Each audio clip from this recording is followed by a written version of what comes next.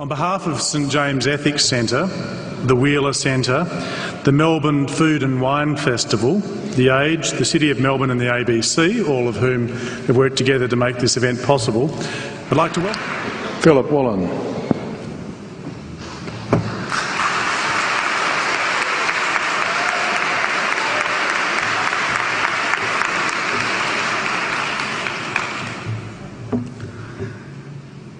King Lear, late at night on the cliffs, asks the blind Earl of Gloucester, "How do you see the world?"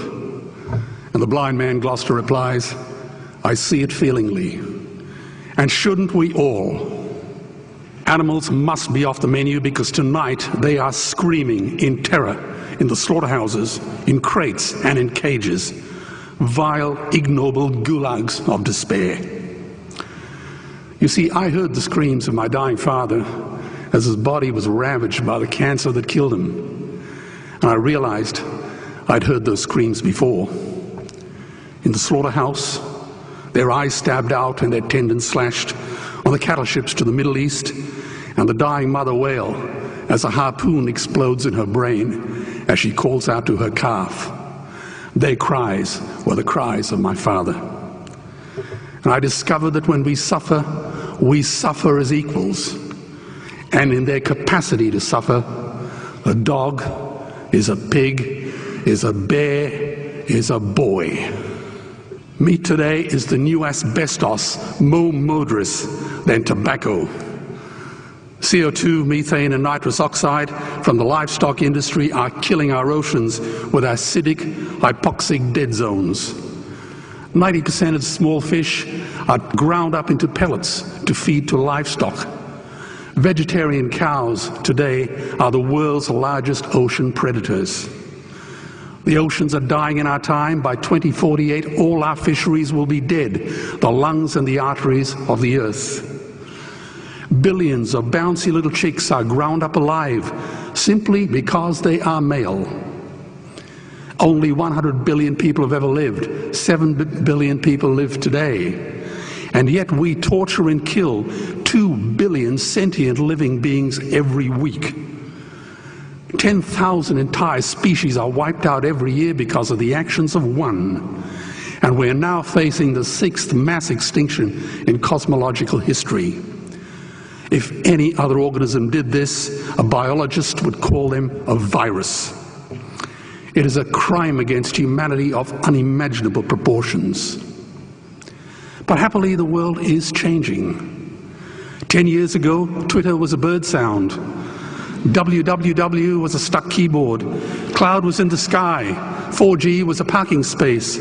Google was a baby's burp. Skype was a typo. And Al-Qaeda was my plumber. Victor Hugo said, "There is nothing more powerful than an idea whose time has come." Well, animal rights today is now the greatest social justice issue since the abolition of slavery. Do you know there are over 600 million vegetarians in this world? And that is bigger than the United States, England, France, Germany, Spain, Italy, Canada, Australia, New Zealand, all put together. If we were one nation, we would be bigger than the 27 nations of the European Union. Can you believe that? And despite this massive demographic footprint, we are still drowned out by the raucous hunt and shoot and killing cartels who believe that violence is the answer when it should not even be a question. Meat kills animals, kills us, and is killing our economies. Medicare has already bankrupted the United States. They will need $8 trillion invested in treasury bills just to pay the interest, and they have precisely zero. They could shut down every school, Army, Navy, Air Force, Homeland Security, Marines, CIA, and FBI, and they still will not have the money to pay their doctor bills. And our Cornell and Harvard say that the optimum amount of meat in a healthy human diet is precisely zero. Water, as you know, is the new oil. Nations will soon be going to war for it. Underground aquifers that took millions of years to fill are now running dry. It takes 50,000 liters of precious drinking water to make 1 kilo of beef. Today, 1 billion people are hungry. 20 million people will die from malnutrition. Cutting meat by only 10% will feed 100 million people, and eliminating meat will end starvation forever. If everyone ate a Western diet, we would need 2 planet Earths to feed us. We've only got one, and she is dying. Greenhouse gas emissions from livestock is 50% greater than transport, as Peter said. Cars, trains, buses, ships, lorries, the whole lot. And as I travel around the world, I see poor countries who sell their grain to the West while their own children starve in their arms. And the West feeds it to livestock so we can eat a steak? Am I the only one who sees this as a crime?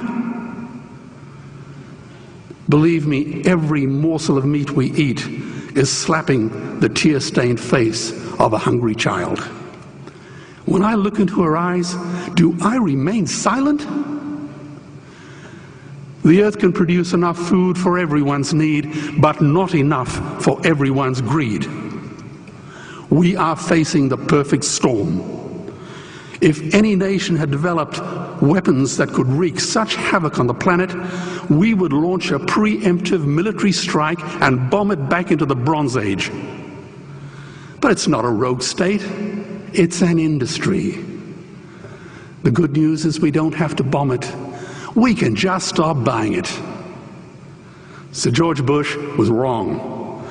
The axis of evil does not run through Iraq, Iran, or North Korea. It runs through our dining tables. Weapons of mass destruction are our knives and forks. Our proposition is the Swiss Army knife of the future. It solves our environmental, water, human health problems and ends cruelty forever. The Stone Age didn't end because we ran out of stones. This cruel, disgusting industry will end because we run out of excuses. Meat is like the 1 and 2 cent coins. It costs more to make than it's worth. And I come from the bush. Farmers are the ones with the most to gain. Farming won't end, it would boom. Only the product line will change. Farmers would make so much money they won't even bother counting it, and I'd be the first to applaud them. Governments would love us. New industries would emerge and flourish. Health insurance premiums would plummet. Hospital waiting lists would disappear. Hell, we'd be so healthy, we'd have to shoot someone just to start a cemetery. So tonight I have 2 challenges for the opposition. 2 challenges. Meat causes a wide range of cancers and heart disease. Would they name one disease caused by a vegetarian diet? And 2, I'm funding the Earthlings trilogy. If the opposition is so sure of their ground, I challenge them to send a copy of the Earthlings DVD to all their colleagues and all their customers. Go on, I dare you.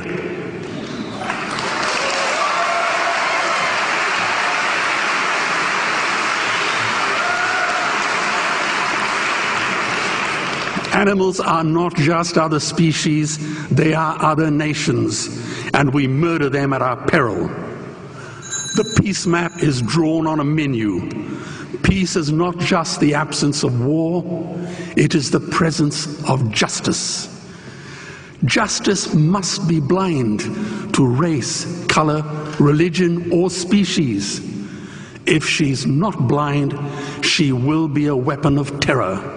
And tonight, there is unimaginable terror in those ghastly Guantanamos we call factory farms or slaughterhouses. Believe me, if slaughterhouses had glass walls, we wouldn't be having this debate tonight.